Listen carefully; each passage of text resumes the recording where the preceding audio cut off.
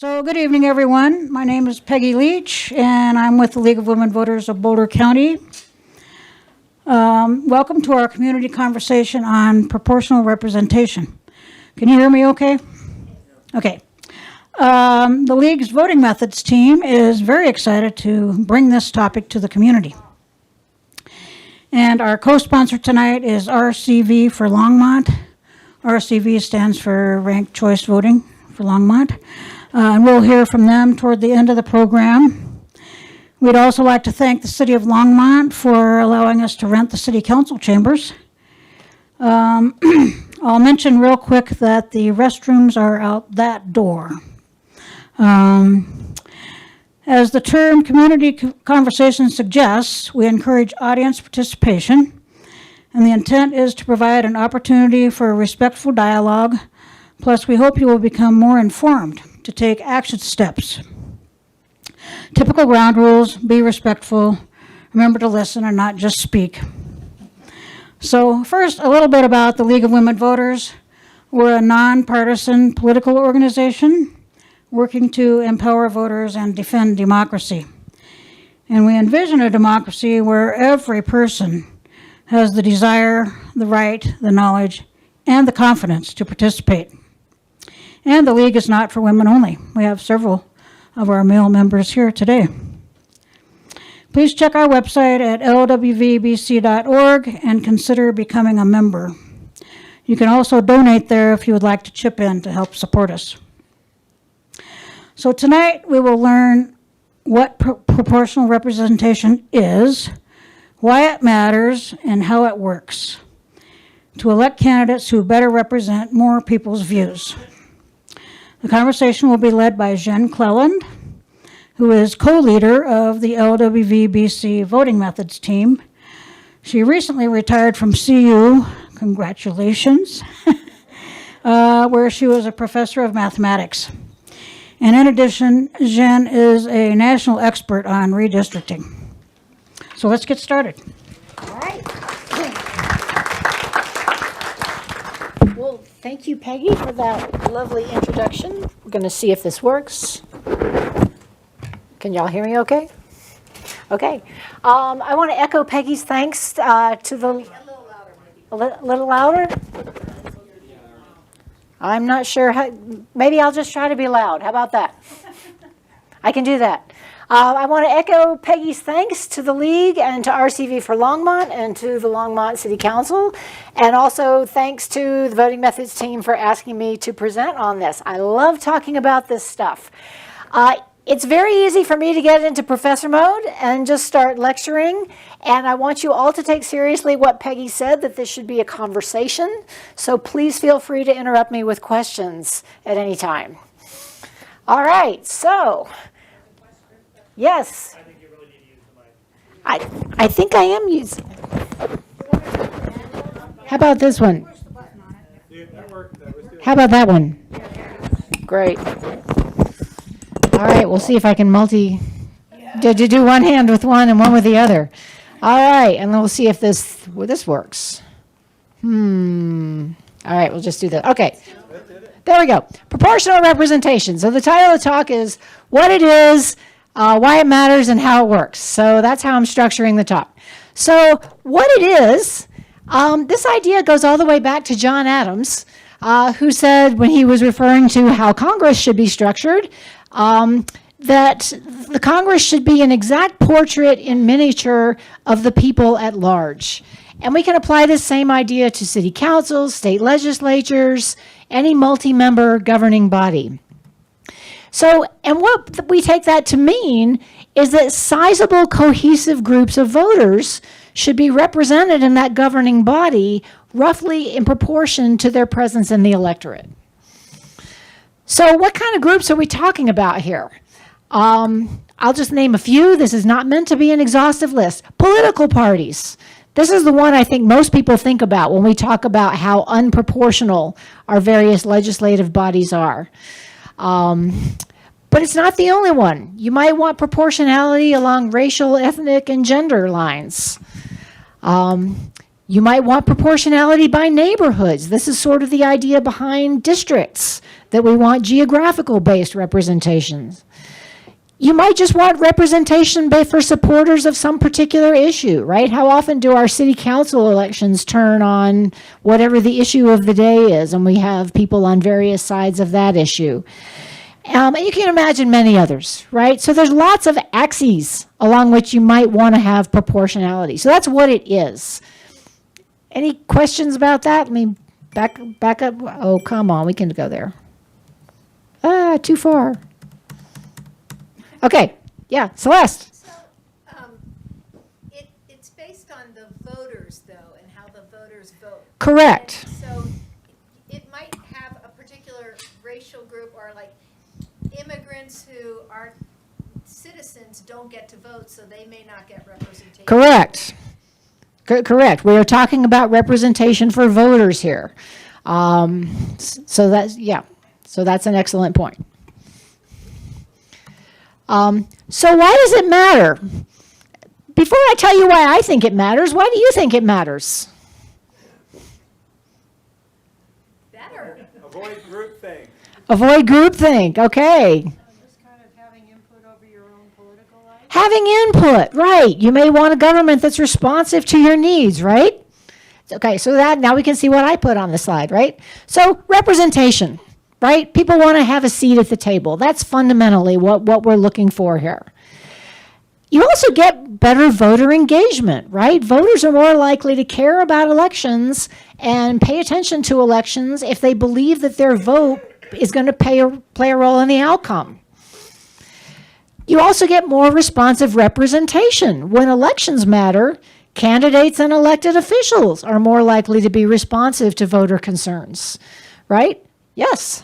So you said voter engagement, that's not the same as voter participation. So where this is in place, is there better voter participation? There is some evidence that in cities that have put proportional systems into place that it improves voter turnout. So yes.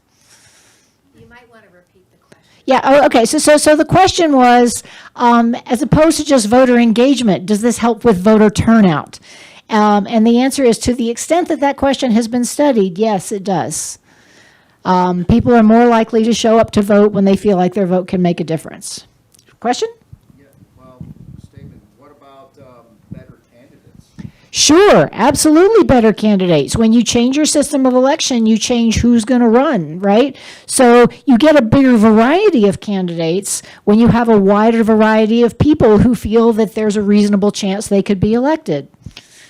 You also end up with often less polarizing candidates who are trying to apply to, to appeal to broader segments of the electorate. So there's a lot of advantages to having a more proportional system of election. All right, let me move on. So before I tell you how it works, I want to tell you a couple of ways that are not how we get proportional representation. And you may recognize some of these. So the first one is a system called at-large plurality voting, or block plurality voting. This is a system for multi-winner elections. This is the system that Boulder currently uses to elect its city council, and there are many other cities that also use this system. So it's very simple. If there's some number of seats to fill, all the candidates are running against each other for all of the seats. Every voter can vote for up to the number of candidates that there are seats, and the candidates with the most votes wins. Sound? No, they do it for their city council. This is the system Boulder has used for a long time for their city council and still do. Boulder now elects their mayor separately from the rest of the city council using ranked choice voting. So some of you use this system. What do you think of it? Do you like it? What tends to happen? Get candidates elected with 24% of the vote. You do get candidates elected with pretty low percentage of the vote.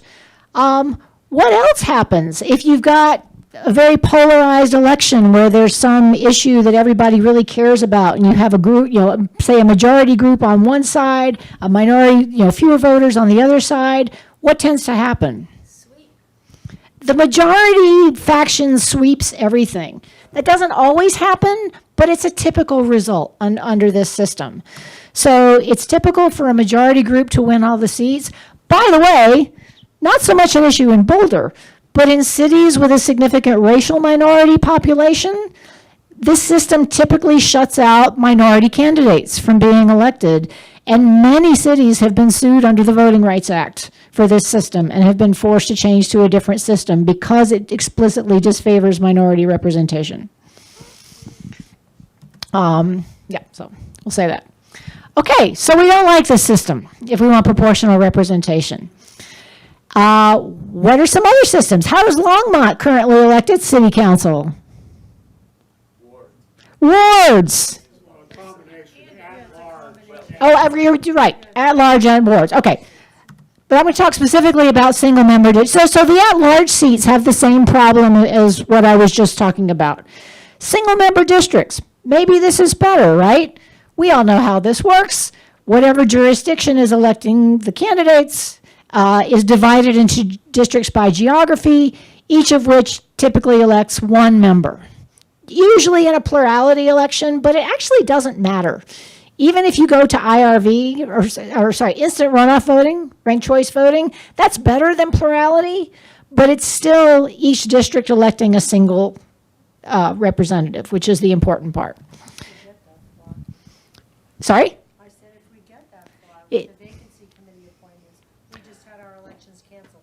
There was like 10 or 20 people applying for the job, you know, in one case, and then they get to run as an incumbent, nobody challenges them. Right. So this is even before we get to the question of vacancy committees, and yeah, that's a very important aspect as well. So what typically happens with single-member districts? Most districts are going to be safe for one group, and we hear this all the time in terms of political parties, how the vast majority of congressional districts are safe for one party or the other, and the number of swing districts that could conceivably switch parties in any given election is very small. Districts are very subject to gerrymandering. I could give a whole other talk about this, but I won't do that tonight. And so it really matters who gets to draw that district map and what their intentions are. It is possible for districts to result in proportional representation if whatever minority group you want to get representation for is geographically concentrated somewhere that you can draw them a district where they make up the majority. That's a big if, right? If you think about city council elections where we're talking about issues where maybe the voters in support or opposed to an issue are not geographically concentrated, districts won't help you in that case. Mm-hmm. So the district will elect only one person, so there's no Right. proportional representation in that one district. But you're saying overall, Right. like, a Democrat might get elected from this Democratic dominant area, Right. and a Republican would get elected from this Republican dominant area. Right. So this is an excellent, yeah, so Celeste makes an excellent point. When I say it can result in proportional representation, that might mean that, say, you get a Democratic-Republican split in the elected body similar to what was in the electorate. But if I'm a Republican in Denver, I'm never going to have a representative who I support. If I'm a Democrat on the Western Slope, same thing, right? So single-member districts, there's always a significant fraction of people in the district who end up feeling like their representative doesn't really represent them. Yeah. So how bad can this get with single-member districts? Well, let me give you an example. This example was brought to my attention courtesy of my very talented graduate student, Edward, who is in the back and is going to be helping us with an election later. So the UK parliamentary election last year, if you pay attention to international news, you might have heard how the Labour Party just had this fantastic victory and swept, you got this great majority. And so what I'm showing you here is the various parties that we're running. So the UK has a multi-party democracy, but they do use single winner districts. Their districts are drawn by a boundary commission that uses no political information whatsoever to draw districts. So these are not politically gerrymandered districts. These districts are drawn based on keeping cities together and sort of traditional nonpartisan principles. So what happened here? Labor got 33% of the vote and 63% of the seats. They cleaned up, right? So what does that mean? That means they got very narrow majorities in a whole lot of seats. And then there were a lot of other seats where they got almost nothing. You mean majority? They would have to get a majority in the individual district. Plurality? Oh, sorry, you're right, plurality. Thank you. Okay. I always tell my students when I stand in front of a blackboard, you lose 10 IQ points off the top. So I say a lot of stupid things when I'm giving presentations. Yes, so Labor got a plurality in almost 2/3 of the districts. So that means that just means they got more votes than anybody else, whether or not it was a majority. And you can see they also did get a plurality in the election overall. They got 33% of the votes overall. That's more than any other party got, even though it wasn't a majority. So Labor won a plurality of the votes nationwide, and that was enough to give them a strong majority in Parliament. Now, on the other hand, look at the two parties I've colored in pink. Reform UK got 14% of the vote nationwide, but almost no seats, 0.8% of the seats. That's not quite as bad. That's worse than the Green Party. The Green Party got 6% of the vote and almost no seats. And then in between, look at Liberal Democrats. Liberal Democrats got almost a proportional outcome. They got 12% of the votes and 11% of the seats. And if you're Reform UK and you're looking at what happened with Liberal Democrats, you're probably not super happy that you got more of the vote and almost no seats, while they got 11% of the seats. So this is a wildly non-proportional outcome for this election. I'll let you stare at that. So any questions, comments about that? Peggy? So I always had the impression that parliaments were proportional representation. So many parliaments around the world are elected by proportional systems, largely by party list systems. The UK is actually a little unusual among parliamentary democracies that it still holds on to single-member districts. In Scotland, many of the city councils are elected in multi-member districts using the proportional system I'm going to talk about tonight. But the UK Parliament is still stuck on single-member districts. So they have this conversation over there too. Yeah, Celeste. So this is not the first year that the UK has had a bad proportional outcome. Oh, no. I lived in the UK for a couple months in 2017, and I belonged to the Cambridge Electoral Reform Group for the 2 months I was there, and their little emblem was showing how bad the previous election was with the pie chart. So, and we went to a session at the Parliament on proportional representation that enough people had signed a petition that they had to hold a session on it. Cool. By the way, when you find yourself wishing for third parties and more viable parties here, careful what you wish for. This is what you'll get if you have multiple parties and single-member districts. If you want more parties, you need to change the voting system to a proportional system. And then, if you have that, then smaller parties become viable because they don't have to get majorities to get representation. I'm just going to steal the old mic if that's okay. Yeah, sure. Okay, so here's another example. Anyone here from Massachusetts or lived in Massachusetts at some point? Okay, lots of representation. So in statewide congressional elections in Massachusetts, Republicans usually get about 30 to 40% of the statewide vote.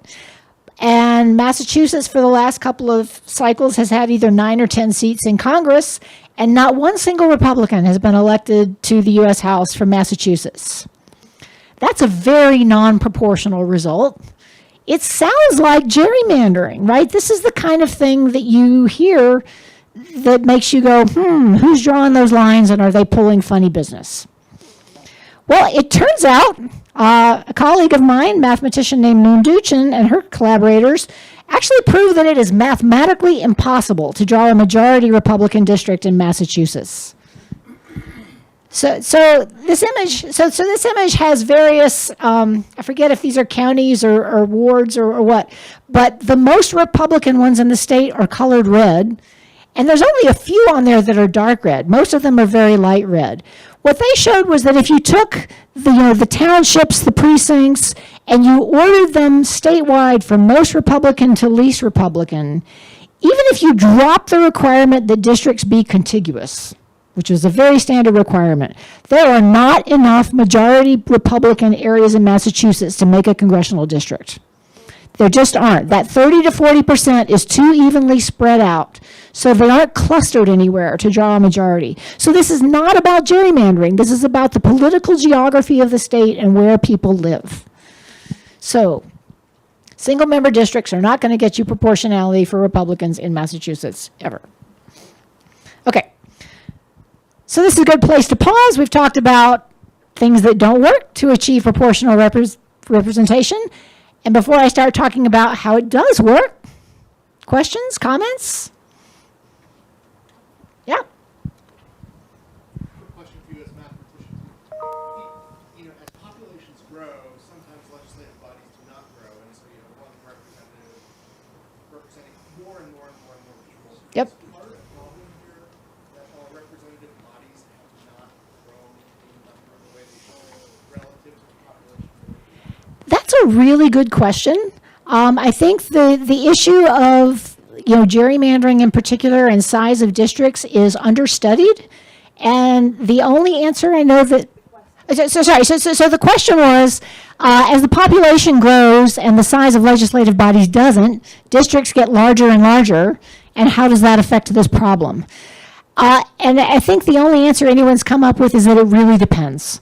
I know of a few case studies where people have looked at, districts, cutting a jurisdiction, say a state, into various numbers of districts, and how would that affect the ability to draw proportional maps.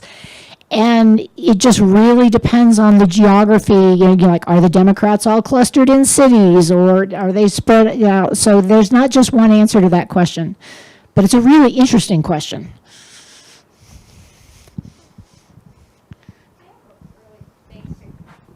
Okay.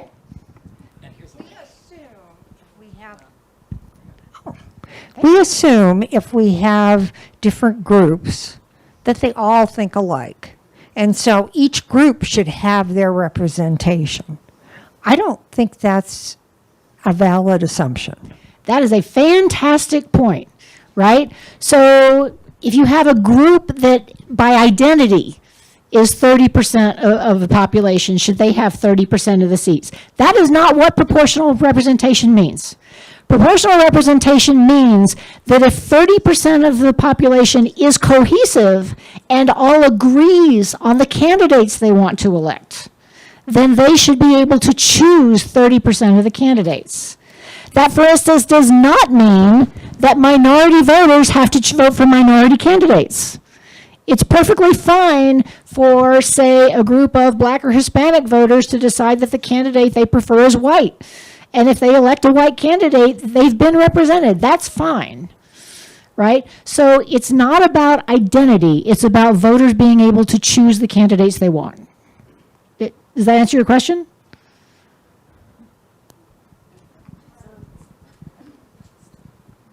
Can you elaborate a little bit?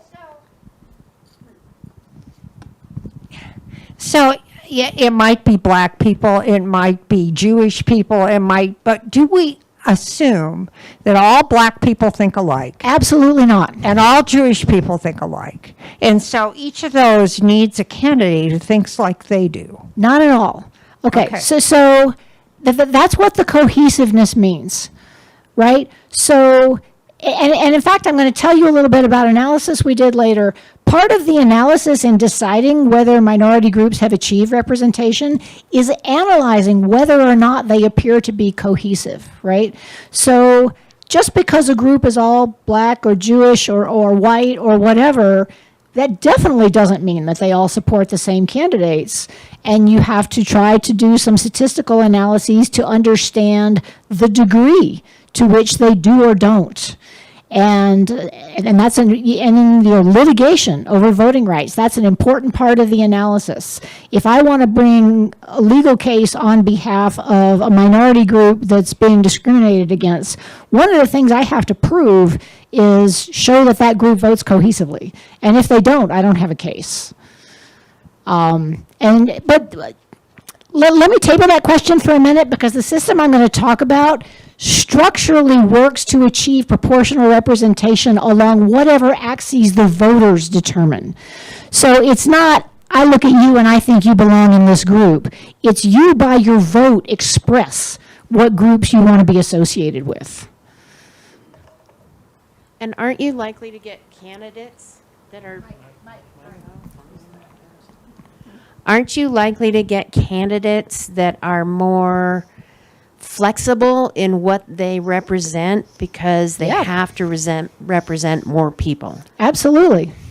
And they have to appeal to more people. But systems of proportional representation tend to reward candidates who appeal to broad versions of the electorate.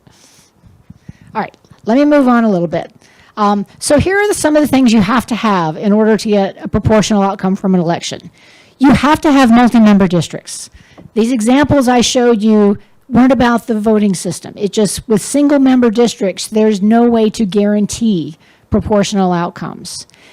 And you have to have an electoral system that facilitates proportional outcomes. So the at-large plurality system I talked about, that's a multi-winner election, but it's not a proportional voting system. So that's not going to get the job done either. So some examples. Party list systems, right? A lot of countries around the world use variations on a party list. And by construction, party list systems achieve proportionality by party. They don't necessarily achieve proportionality along any other axis, but you will definitely get proportionality by party if you use a party list system. This will not work for our municipal elections that are nonpartisan, right? Unless we wanted to suddenly adopt party labels, this is not an option for our city council elections. There's a variety of semi-proportional systems. I'm not going to talk about these. I'm just throwing these out there in case you want to research them later. Two that have been used in various places in the country at various times are called cumulative voting and limited voting. These are basically ways of letting a minority group who supports a minority candidate sort of coalesce their votes around that candidate. They're semi-proportional because they require coordination on the part of candidates and voters. So they can achieve proportional outcomes, but they don't necessarily. There's also something called proportional approval voting, which I'm not going to talk about, but a lot of people in this room are fans of this method. And the one I am going to talk about, because people in the voting world have to give everything several names. This is called single transferable vote, or STV. That's the name I'm going to use. It's also referred to as proportional ranked voting. And I understand RCV for Longmont likes to call it multi-winner RCV, and they're not the only ones. But these are just synonyms for exactly the same thing. All right, here's how it works. Don't worry if this doesn't make a lot of sense on the first pass, because I'm going to show you some examples and we're going to have an election. So you'll get to see how it works. So all candidates are running for all seats. Voters can rank all the candidates or maybe some number of candidates. So from the voters' perspective, this is exactly the same as single winner ranked choice voting. You get to rank the candidates. And the way the proportionality happens is in the tabulation. Candidates have to get to what's called the threshold of election to win a seat. So let me start with some very simple math questions I'm going to throw at you. If I'm electing one candidate, what proportion of the vote does that candidate have to get to win? To guarantee that they'll win. Right, so a little more than a half, right? So a half is the threshold of election if I'm electing one candidate. Make sense? We're all familiar with it. Okay, now we're going to extrapolate a little bit. What if I want to elect 2 candidates? How many votes does each candidate have to get in order to be sure that no other candidate gets more than them? 25 won't quite do it. You need a third, right? Because if I've got 2 candidates who each got a little more than a third, then there's less than a third left for anybody else. So for 2 seats, the threshold of election is just over 1/3 of the votes cast. We're going to do one more. What if I'm electing 3? A quarter. Okay, see the pattern yet? All right, now we have a pattern. So if I'm electing n seats, the threshold is 1/n plus 1 vote. So what this means is I don't need majority support to get elected. Depending on how many candidates are being elected at once, sizable minority groups can get their candidate elected. Okay, tabulation happens in rounds. This is the part I don't expect you to follow at all until we have an example, so don't worry about this. The important thing you need to know is that each ballot is counted for its highest ranked candidate who's still in the race. What that means is my first choice will not be in any way harmed by me ranking additional candidates. As long as my first choice is still in the race, that's who my ballot counts for. But as soon as my first choice is either elected or eliminated, then I have something to say about my second choice candidate, and so on. So I get to be more expressive than just choosing one candidate. Any candidate who achieves that threshold of election is elected, and if they have extra ballots, this is the magic that makes it proportional, and you don't have to understand it, but this is why it comes out proportionally. Because say you have a candidate who gets twice as many votes as they need. That's a lot of wasted votes. A lot of people are like, dang, I should have voted for somebody else, right? Well, all those excess votes get transferred to the next candidate on their ballot, so they're not wasted. And in practice, the way that happens is it's a fraction of every vote that gets transferred. So if my favorite candidate gets twice as many votes as they need to win, I only have to spend half my vote electing them. And I get half my vote to transfer down to my next candidate. So this is why it's called single transferable vote. I have a whole vote that I get to use over the course of the election. And if no candidate has met the threshold of election, then it works like the single winner version. The candidate with the lowest total is eliminated, and those ballots are transferred to the next one on their list. Okay, this is all I'm going to say about this until we get to, let's have an election. Okay, so here's the situation. We're having a fancy party, and we need to choose 3 desserts that we're going to serve at this party. And our caterer has a lot of desserts to choose from. We've got 12 choices here, and we all have to pick 3, and we're going to have an election to choose 3. Now, let me tell you your perspective on this election. You are not the host who has to be sure that everybody gets what they want. Everyone coming to this party gets a vote, so you can vote for your favorites. And everybody else will vote for their favorites, and hopefully the magic of STV will make this work. Some paper ballots are being handed around, but I'm going to show you in a minute. We're actually having an electronic ballot. We would never, ever do this in a real political election. All real elections should be on paper ballots. But this is low stakes, so we figure it's safe to do electronically. And if you're willing to do this on your phone, it will be faster for my very talented assistant, Edward, to tabulate and to show the results at the end. Let me show you first what the ballot is going to look like. Oh, and you get to rank up to 5. So think about your top 5. And I'm going to ask you to do something really hard, which is I'm going to ask you to try to remember your rankings, because at the end, when we announce the results, I'm going to ask how many got someone in their top 3 elected. We good? Okay, so here's what the electronic ballot is going to look like. So the instructions here say things to know. First of all, if you rank the same option multiple times, that doesn't help it, because only the highest rank you give that option is going to matter. It doesn't hurt if you rank unpopular versions first. If you really, really love something that not that many people love, go ahead and rank it first anyway. If it gets eliminated, your vote will transfer to your next choice. What else do we want to say? It's also okay if you want to, in an early version of this we said 6. It's okay if you want to rank less than 5, but there's no harm in ranking 5. Filling out a full ranking will not hurt your higher choices at all. Questions before I show you the URL for the ballot?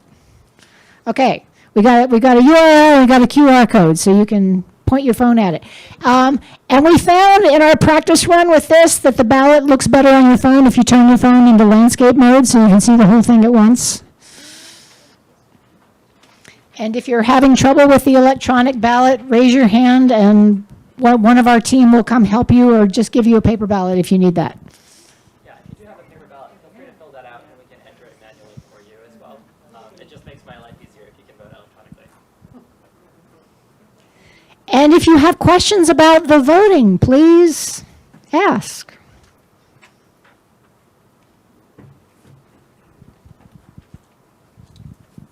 So we have to have a Google account to. No, you shouldn't have to have a Google account. You should be able to just go straight to that, Oh, I see. Okay. to the ballot, and then there's a submit button at the bottom.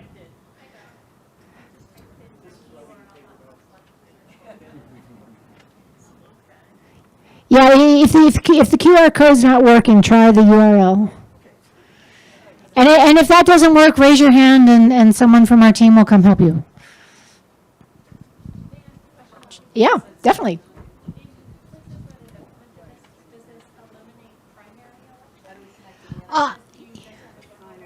So most places, so there's only a few places in the U.S. that have implemented this, and it's generally nonpartisan city council elections. So there's no primary election.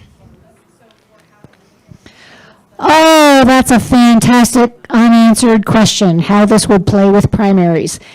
In principle, you don't need primaries with this. You certainly could. I think you would find that political parties are going to strongly resist eliminating parties. Now, the other thing is that you want a method like this when you have a lot of candidates, right? If you have an election with only 2 candidates, who cares? But we could use it for primary elections.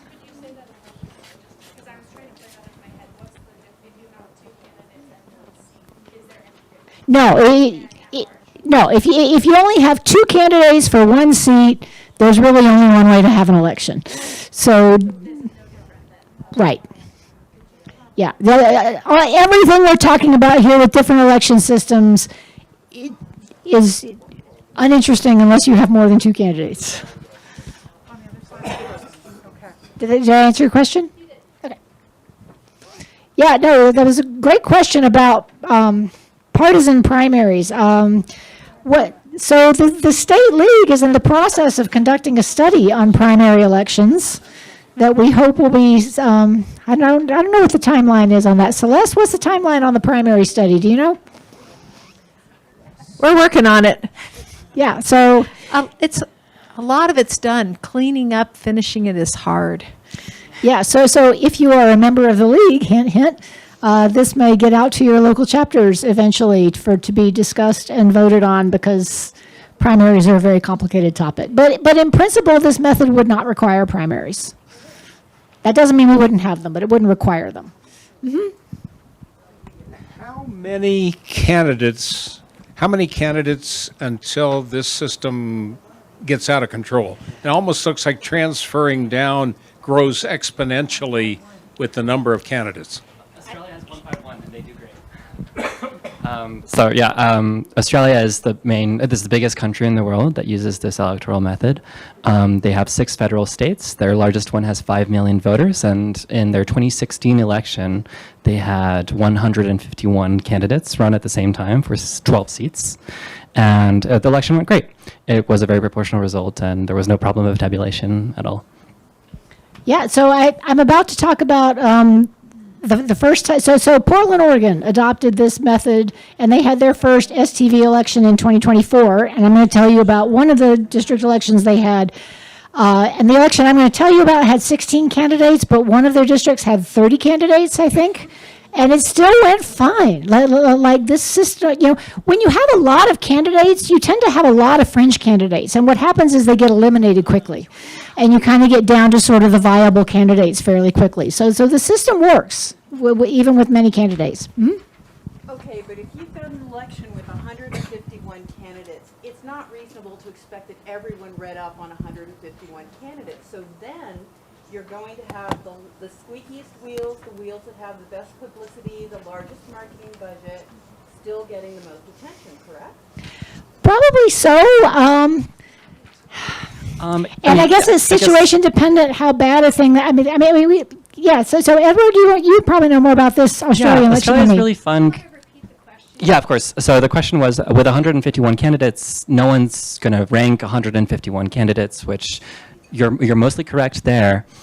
And so the worry is that you're just going to see the parties with the most money and the most funding and the squeakiest wheels getting elected. Australia is very special. They have kind of this very diverse array of parties. Like they have a pirate party, and their Green Party is very successful. They have an Aboriginal party, which sees some representation in the North Territories. So I guess one thing that does happen is they have a lot of voters rank all members of a party sequentially, one by one. Australia, despite having this very proportional system, is also a very partisan system still. And so typically Labor, their biggest party, will win like 3 out of 6 seats in any given Senate election. That does tend to happen in practice, but that is, I guess, because most people are voting in that block. I guess if I can give you numbers, the number of people who don't vote for one of the major, I think, 4 parties in Australia is around 15% of the total electorate in their top vote. And a lot of those 15% tend to rank one of the minor parties first, like the Animal Justice Party, and then behind that, one of the major parties, kind of under the assumption that if that party can't get a representation, then I'll go ahead and list Labor right behind it. But they don't have to belong to a party, right? So in the world of social media, the way we're going, what's going to happen is the person with the most followers. Yes, the question is, but you have to belong to a party. I guess so. Australia also has this very crazy thing going on that they have successful independent candidates that manage to be successful specifically because they don't have to run under a party line to get elected. So Peyton in the Western Territories is this kind of very famous young upstart who is now running as an independent. And there's someone from the Australian Capital Territory who similarly kind of came out of a party but then made his own brand as an independent and is still able to get elected today, even facing off against all of these major parties. So I guess the system itself is constructed in such a way that independents can still get representation sometimes. I'd also like to point out, too, we have plenty of, did you look at your presidential ballot last time we had a presidential election? There's a lot of candidates on that ballot from parties and independents that you've never, ever heard of, right? So this is a separate problem from the electoral system, which is how do candidates get the attention of voters? And I don't want to in any way imply that that's not a problem. It is, but it's not the problem I'm talking about tonight. Okay, has everybody been able to vote? All right, my wonderful assistant Edward is going to work on tabulation. And meanwhile, I'm going to tell you about this Portland election. Raise your hand if you have a ballot to be collected. Otherwise, we're assuming you did it online, and the magic of the internet will take care of that. Yeah, great. Okay, so in 2020, the voters in Portland they overhauled their entire city charter, and as part of that, they voted to overhaul their system for their municipal elections. The way it worked previously was that they had 4 city councilors. They were all elected at large, plus the mayor was a member of the council. And city council candidates ran for numbered seats. So even though they were at large, so it was a little bit like the Boulder County Commissioner elections, that you had to say what seat you were running from, but it was all at-large elections. But then under the new system, the first thing they did was expand the council. The council now has 12 councilors, and they did divide the city into 4 districts, each of which elect 3 councilors, and the councilors from each district are elected via STV. Voters can rank up to 6 candidates, And the first city council election was held under this new system in November 2024. And I, together with my colleagues Moon Duchin and David McCune, who are some other math professors, we were asked by some groups in Portland to just sort of conduct a retrospective of this election, analyze how did it go, how did it work for proportionality. They were particularly interested in how it worked for proportionality for voters of color, but we also analyzed it along other axes. So let me tell you just about District 1, because I don't have time to tell you about all 4 districts. So District 1 was the most racially diverse. It's about 64% white, 36% people of color. There were 42,871 valid ballots cast, so you now know how to compute that threshold of election. It's just more than 1/4 because they're electing 3 seats. There were 16 named candidates on the ballot, plus write-ins. We deemed 7 of these candidates to be viable, and what we took that to mean was they were mentioned on at least enough ballots to meet that threshold. Because if you don't have enough voters ranking you somewhere, you can't possibly get to that quota. So there were 7 candidates who had at least that many voters ranking them somewhere. And these are the 7 candidates that were viable. Along with their racial identities was part of what we were looking at. So Candace Avalos identifies as Black and Latina. Loretta Smith and Terrence Hayes identify as Black.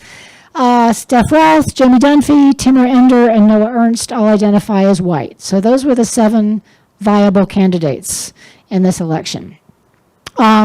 Okay, this is mathy, and this requires some explanation. This is what we call a candidate similarity matrix, and the idea is this: so there were no party labels, right? So we didn't have the Progressive Party, the Conservative Party. We wanted to understand, were there slates of candidates that tended to be supported by the same voters? We know who ran as slates, but that's a separate from question from did the voters buy it? Did the voters agree on who the slates were? So this was based on an analysis of the actual cast vote records, and the way you should read this is if I voted for Candace Avalos, where her name is at the top, this column of squares is it more or less likely than that I voted for these other candidates than just the electorate overall? So green means more likely, purple means less likely. And so what you see is this 4x4 block up at the top means that Candace Avalos, Steph Routh, Timur Ender, and Jamie Dunphy supporters all tended to support that same group of candidates. So we saw in the voting record that this was a slate of candidates that tended to be supported by the same voters. And then to a lesser extent, Loretta Smith, Noah Ernst, and Terrence Hayes were sort of a slightly less cohesive slate.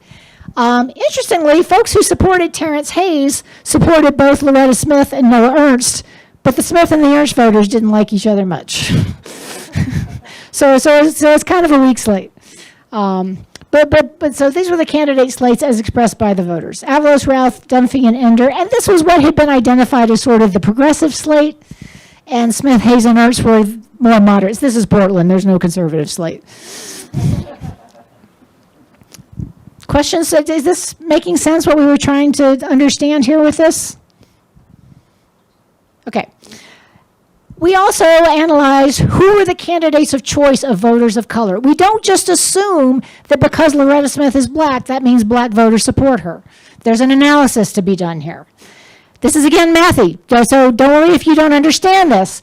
But what this is showing is, based on statistical analysis, which candidates have various levels of support from white voters and voters of color. And what you see, these blue sort of bell curves that represent Candace Avalos, she's everybody's favorite. White voters and voters of color preferred Candace Avalos as their first choice candidate. So when she gets elected, yes, POC voters are happy about that, but so are white voters, right? Or at least some white voters. We looked at Black voters specifically, and we see something a little bit different, which is that for Black voters specifically, Loretta Smith was the top choice candidate. Whereas non-Black voters, so Loretta Smith is the green, and she's much further down, and non-Black voters just really prefer Avalos above everybody else. So that's what these pictures are telling us. And these are the kind of pictures that come out of the analysis we do to identify candidates of choice of voters of color without just assuming that they have the same racial identities. Okay. Now we're going to get into how this election works. So this is the histogram of mentions. That dotted line is the threshold for election. And these bars are showing how many ballots were each of these candidates mentioned at all in any position. So you can see the ones who were viable, who had mentions higher than that threshold of election. And then there's 9 other candidates who just didn't achieve that threshold in any position. The ones who got elected in order, first Candace Avalos, then Loretta Smith, and then Jamie Dunphy. Poor Steph Routh, man. A whole lot of people liked her, but she didn't get elected. And now let me show you the first place votes, and maybe you see something that happened. A lot of people like Steph Routh somewhere, but not that many people ranked her first. And first place votes really do matter here because your vote stays with your first place until that person is elected or eliminated. So now I'm going to show you how this played out in rounds. So here's the round 1 totals, and the threshold is shown there in green. That's what everybody's got to get to. And first, we're just going to skip the first 9 rounds. The first 9 rounds, the non-viable candidates were eliminated, and we have only viable candidates left. And support from those non-viable candidates has now transferred to the ones who are left. So you see those light blue bars are the extra that these candidates have gotten after the non-viable ones are eliminated. Correct. Okay. Repeat. So she was just commenting that the votes were, when someone was eliminated, those ballots were transferred to their next highest ranked candidate who was still in the race. So you may have ballots here that have been transferred 3 times or multiple times if they ranked multiple candidates who have lost, right? Some of these might be on their 4th or 5th place by now. But they're still in it. They still get a say. Okay.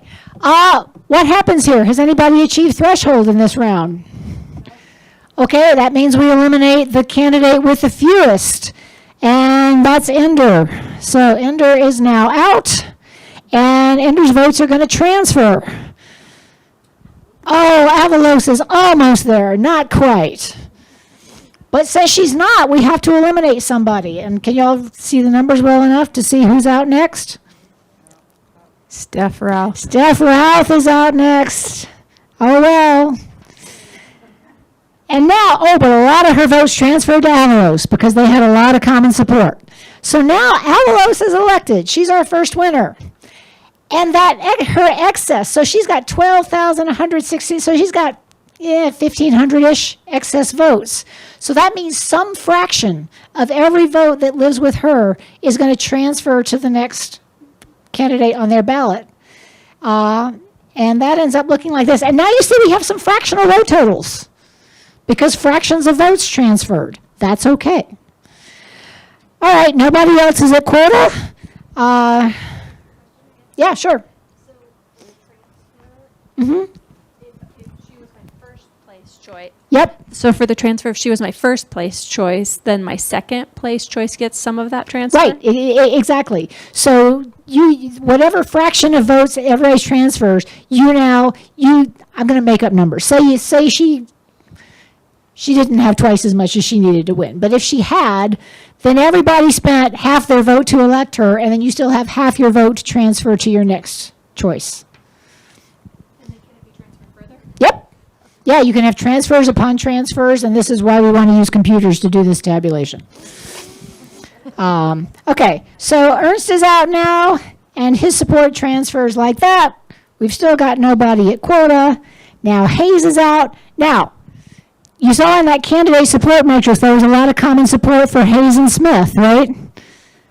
Look who gets this. Oh, Smith got almost all of the support, well, a big chunk of the support when Hayes went out. And so now Smith is elected. And her support's going to trend. Now, take a look at this. Who's left? Only one candidate. Only one candidate is left. Whether that candidate gets to quota or not, there's a seat to fill, and that candidate gets it. But let's see. We're going to transfer that excess from Smith. And Dunphy does not quite get to quota, actually. This is the only one of the 4 districts in which that happened. So how can that happen? It happens because not all voters ranked all candidates. In fact, voters were only allowed to rank 6 candidates. So there are exhausted ballots at every round. There are some ballots that don't continue because all the candidates that they listed have either been elected or eliminated. So exhausted ballots are the reason that this can happen. But that's okay. He's elected as the last candidate standing. So that's how that played out. And even though I'm not showing you the other 3 districts, that's not because there was anything weird about them. They also, played out nice. So how well did we do?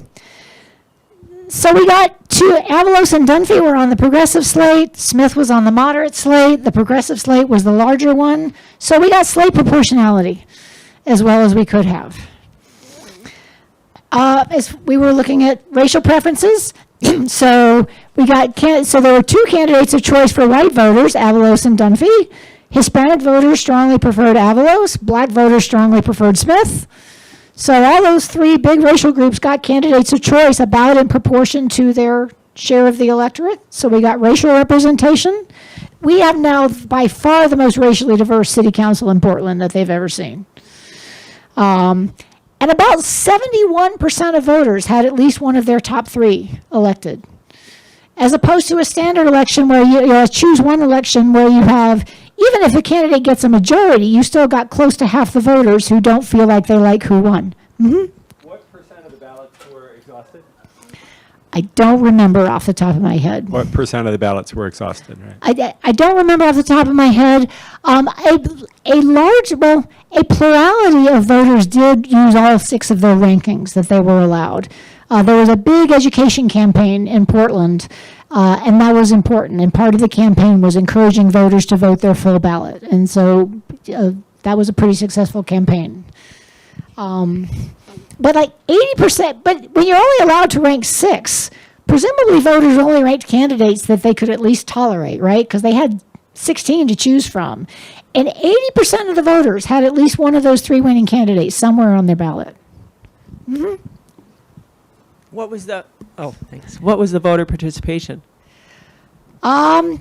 I don't remember the numbers, but one of the things we looked at 44,000 in District 1, which is the one you looked at. All the other districts that's No, but I think you were wondering about what percentage. Oh, sure. So District 1 is the only one that had kind of a lowish turnout. The others had an above, the other ones had proportionally, the majority of voters showed up. District 1 had a lot less than the others show up. Yeah. There are 4 districts. Well, one of the things we looked at was how turnout compared to previous elections under the prior system, because some people were worried that voters would get confused by this and they wouldn't vote because of the confusing new system, and that largely didn't happen. The turnout was pretty similar to what we had seen before. And in other cities that have adopted this, the first election is the hardest when it's the most unfamiliar, and as voters get used to the system, the error rate goes down, the participation rate goes up. So it gets better with time. So we got broad representation. We got a large fraction of the voters who got at least one candidate elected who they like. Okay, do we have our election results? Oh, you sent me a thing, great. Let me get this in.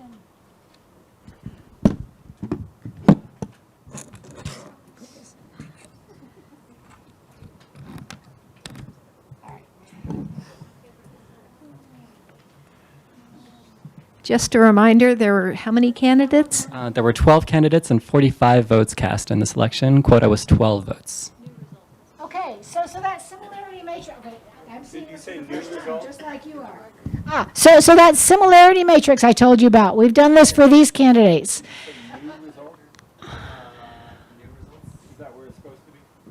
Yeah. Yeah. There. That's better. All right, so what do we see? Well, we've got the darkest green I see is common support for chocolate cream pie and chocolate mousse. You guys see that one? We've got some, but there's some common support. See, carrot cake, red velvet cake, and blueberry cheesecake like each other pretty well. What else do we see? Vanilla cake and lemon squares go together pretty well. So we didn't get quite as strong slates as what we saw in a real election. Maybe y'all had too many choices. But you do see at least some patterns there, right? So how do you define the slates here? How do I define this? Yeah, we were wondering, like, was there going to be a cake slate or a chocolate slate? What do I see?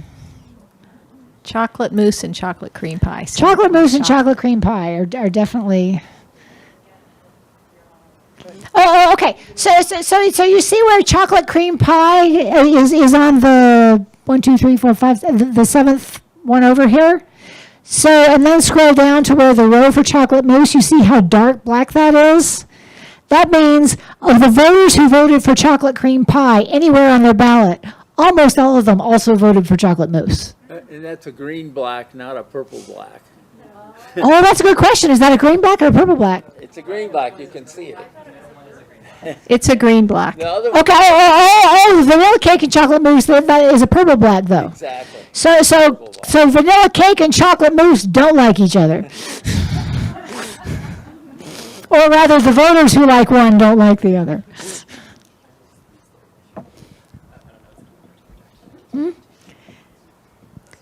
Is what? Shall we see who the winners are, maybe? Yeah. Let's do this.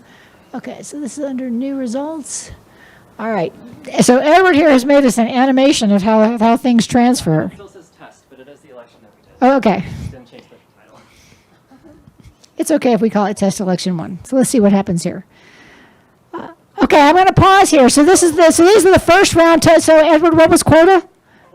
12. Quota's 12. Okay, so these are the first round totals, and chocolate mousse has got 13 votes. I just want to say chocolate mousse was the bottom on the ballot. And so down ballot still did pretty well. We had attentive voters in this room. That's great. Okay, so chocolate mousse is elected, and there's one excess vote, so 1/13 of every chocolate mousse vote is going to get transferred to its next thing. Yep. Dory, just a second.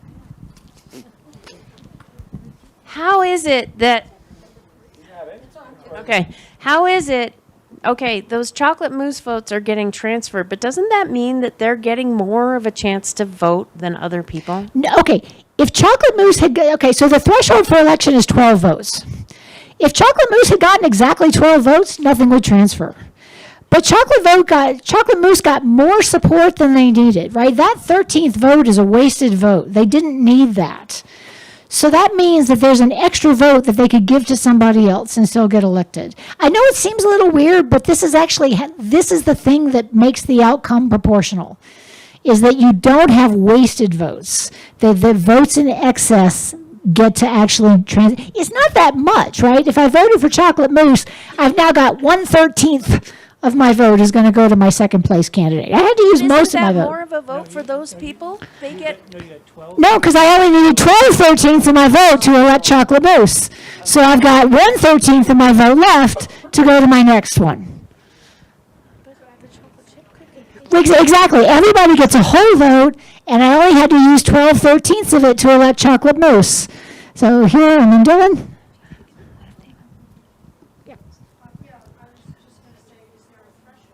Yeah. Well, okay, so I'm going to go out on a limb and guess that chocolate cream pie is going to get eliminated in the next round. But in this round, what's happening is that chocolate mousse is getting elected. Right, so in each round, only one thing happens. Either somebody is elected or somebody is eliminated. Yeah, Dylan?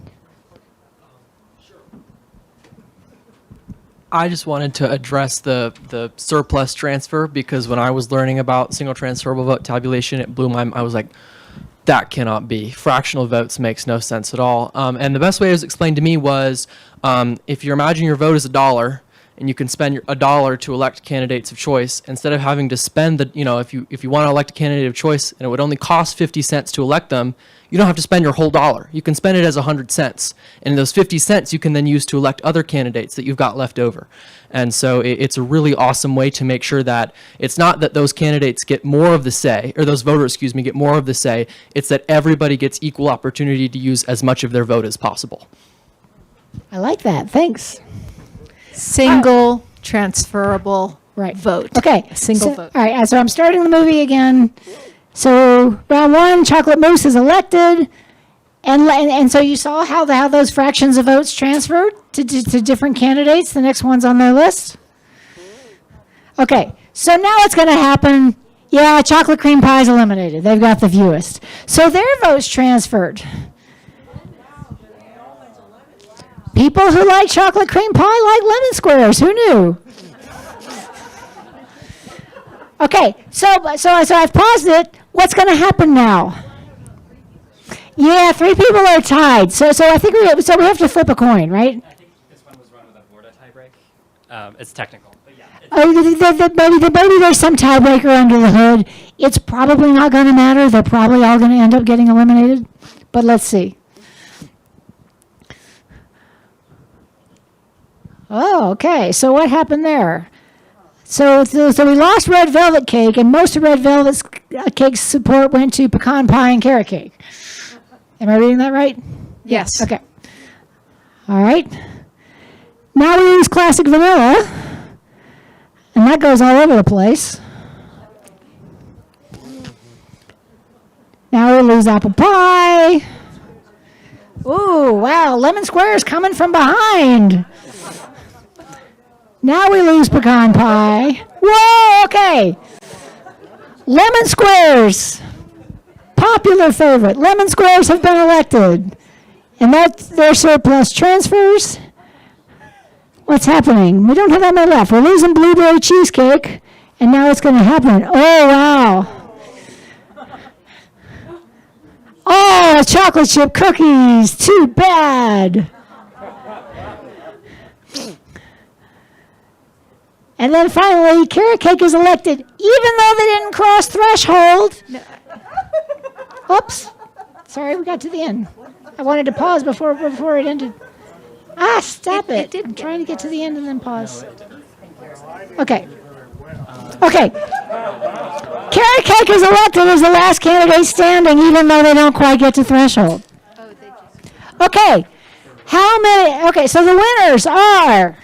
Who are the winners? Chocolate mousse, lemon squares, and carrot cake. How many had one of those in your top 3? Wow! So almost everybody's got something here that they like. How many had at least one of those ranked somewhere on your ballot? Okay, it was the top 3. It was okay. Yay! So are we happy with our dessert choices? Neil's not. Okay. That's all I got, and this was actually pretty good timing, and I'm going to hand it over to Dylan Rankin from RCV from Longmont, who's going to tell you a little bit about what they're up to.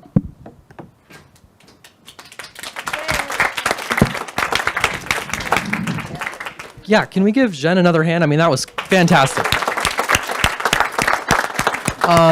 My name is Dylan Rankin. I'm the executive director for ranked choice voting for Longmont. And I want to thank the league for putting on this amazing event and for the city for allowing us to use the space. And we are a huge fan at ranked choice voting for Longmont of the single transferable vote. In fact, we would love for Longmont to be the first city in the state to begin to use the single transferable vote to elect members of its city council. In the 21st century. That would be nice. Because in the 20th century, Boulder did use it, just saying. Yes. The first city to do it with computers and stuff. But I just want to, again, thank the league, but also let you all know that this is not an abstract conversation. There are groups like Ranked Choice Voting for Longmont and others. I've talked to voters in Lafayette, in Boulder, in Superior, and all across the county that are amped about the potential of proportional representation to improve our elections. So if you are interested in getting involved in order using proportional representation to improve our elections, let us know. Reach out to Ranked Choice Voting for Longmont. Try to find other voters in your community to do this. And yeah, it's a question of can we get folks involved, and that's how this is going to succeed, and that's how it's going to improve our election. So I'm happy to answer questions about our effort in Longmont or other efforts across the county. But that's really all I have to say. Is this is not abstract. There's folks on the ground doing it, and we'd love to have your support. So Yes. So I have a question. I talk to a lot of voters, and very often I hear, I just vote straight D. And like in our city council, which is nonpartisan, people are frustrated by that. Why don't they put that? So how does that factor into this if parties aren't listed? And for, a lot of voters are just lazy and they just want to go with what they think is the party that aligns with their values. So how would you address that?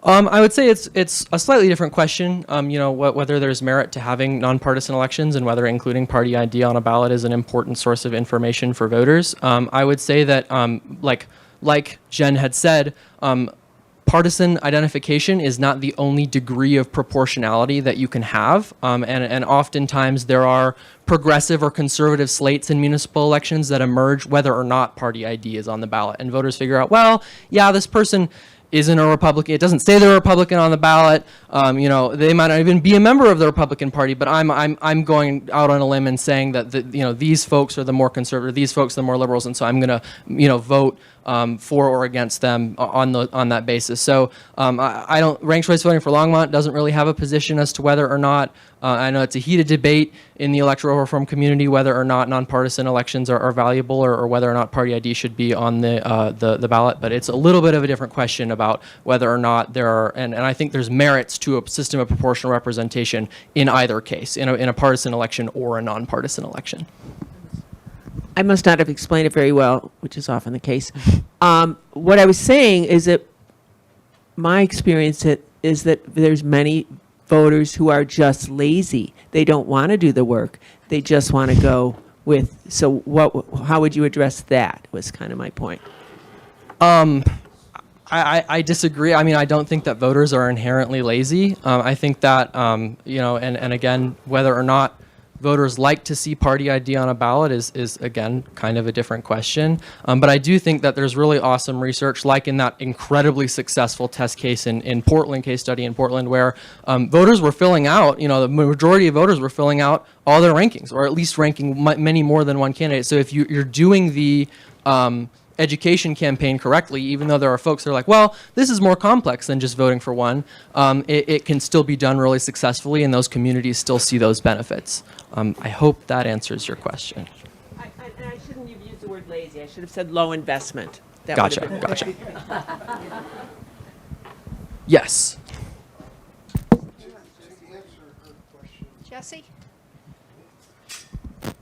To answer the other woman's question there, in Sweden they use an open party list system, and people have the choice of voting for the individual candidates on a list, or they can just check a box for the party. 3/4 of the people check a box for the party. And the parties basically are shorthand for a set of values and ideology, and people like that. They don't want to bother to investigate every candidate, and so they'll just vote for the party. Yeah, go for it. And I guess that I would say, the reason that multi-winner rank, we call it multi-winner ranked choice voting. Single transferable vote is the only voting method authorized for use in Colorado elections that achieves proportional representation. So that's one of the big reasons that we're such proponents, is because a lot of the infrastructure for that is already there. And it's a way of achieving this that's been done in other communities across the United States that achieves proportional representation along a variety of different axes that is really easy and intuitive and compatible with the elections that we already run. Yeah. And I was just going to say, I used to live in Rhode Island, and you could opt in any election to just vote the party ticket. I guess there were debates about whether or not that should be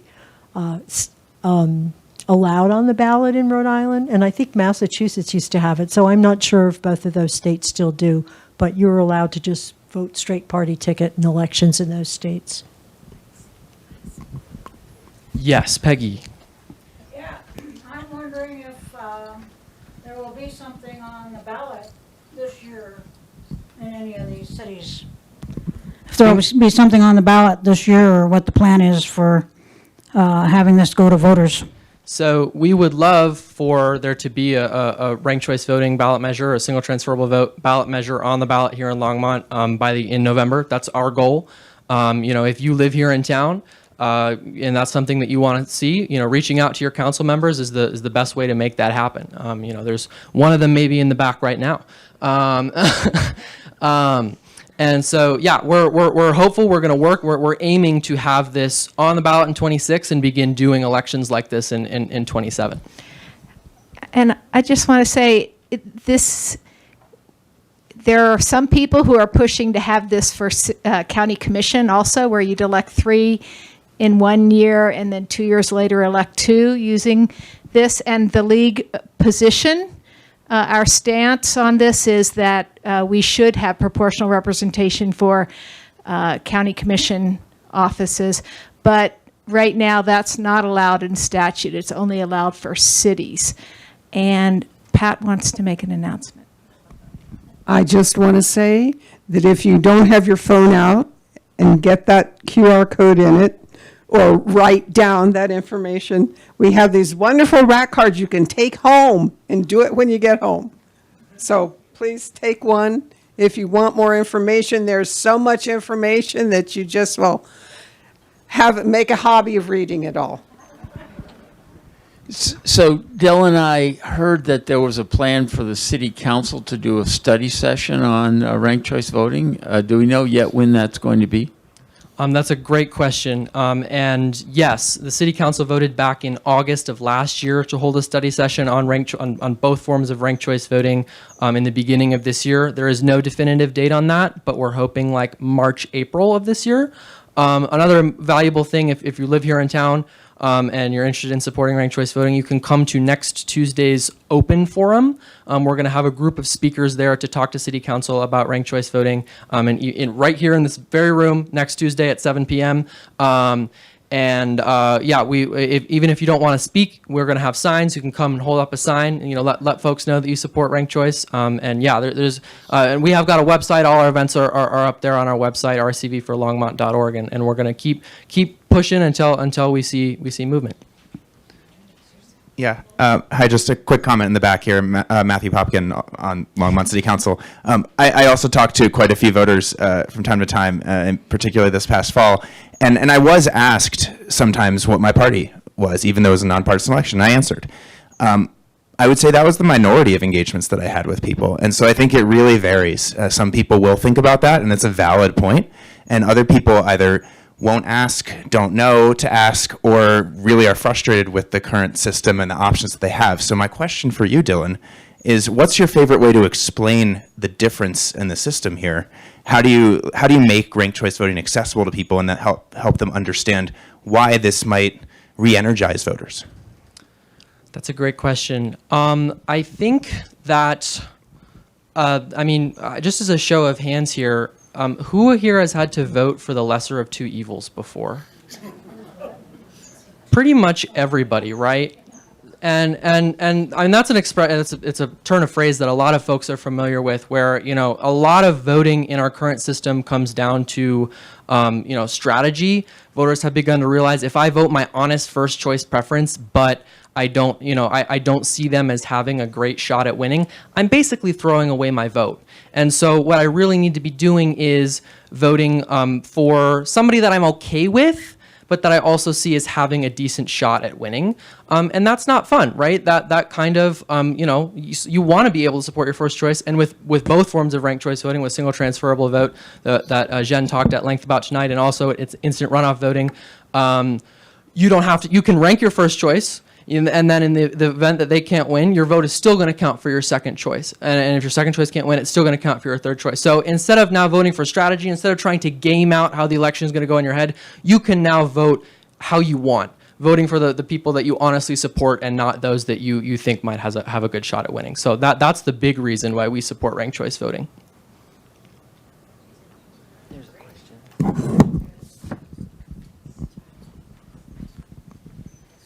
Sorry to dominate, but I do have a lot of questions. So how's it working out in Portland with that very diverse council in terms of working together and actually passing any legislation? I think I'm going to give this one to Jeanne. She's the expert. It's a little bit bumpy. The reason it's bumpy is that the council is split 6-6 between moderates and progressives. I actually saw an article today about some pretty ugly racism directed at some of the minority city council members. So, yeah, for sure, there's some bumps in the road. It could be argued that having a city council or any governing body with an even number of members is maybe not a great idea. And, you know, in Boulder, we have, you know, the mayor plus 8, but the mayor is a voting member of the council, so we have 9. And it's, from what I read about Portland, it sounds like the mayor is maybe not a voting member of the council there, or anyway, so they're having some issues with being deadlocked 6-6 a lot. But everybody's got a voice. And it is true that, you know, we all hear about democracies around the world where people have trouble forming coalitions, right? That is the thing about representative democracy, is you have more voices at the table, but at least you're at the table. Yeah, hi. Kind of a follow-up, semi-related question. And actually, it was even, you know, a comment in the Times Call about Republican wrote in and said, why are Democrats, you know, wanting to support proportional representation because it will give votes to Republicans. And the idea that maybe not just because it's 6-6 that you've got some hostility, but you've got some very divisive kind of personalities in Portland.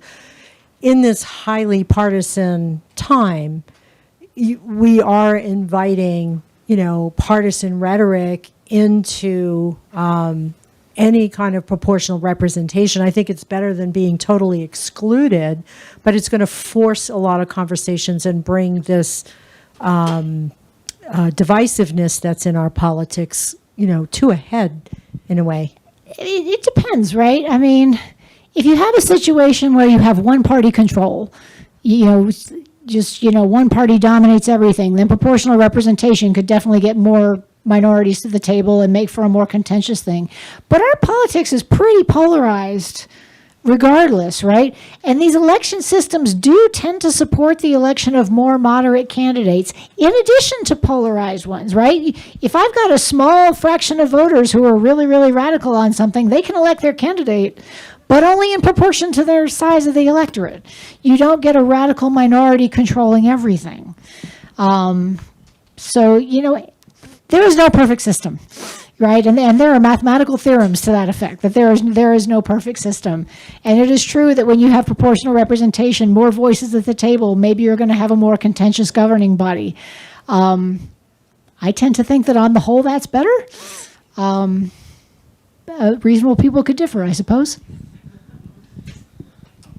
Yeah, I mean, I would just say, unless I think we've got a hard stop at 8:25, but if there's one more question, I think we could squeeze it in.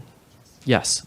I'll offer a comment more than a question. One of the advantages of this system is for those of us who are stalwart independents, it gives us a lot more options. Absolutely, 100%.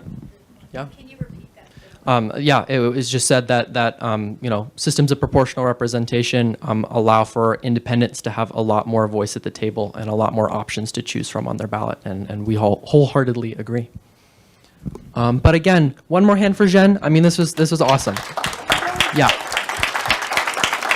My name is Ruth Stemler, and I'm from the League of Women Voters of Boulder County. We want to thank Jeanne. We want to thank. Come into the screen. Come into the screen. Oh, okay. And we want to especially thank our voting methods team of the League of Women Voters. They do a lot of this work all through the year, and thanks for putting on a great presentation. And thanks to everybody for coming out tonight. We have one more brief speaker that would like to speak with you, and we plan to conclude at 8:30.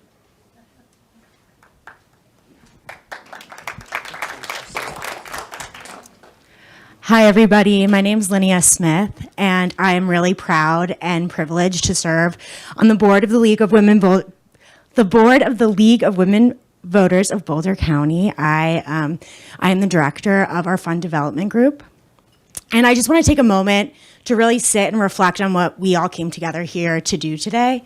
We came together in community. We learned. We listened to each other. We asked questions, and we were civically engaged. And that's really important, especially right now. Excuse me, I lost my notes.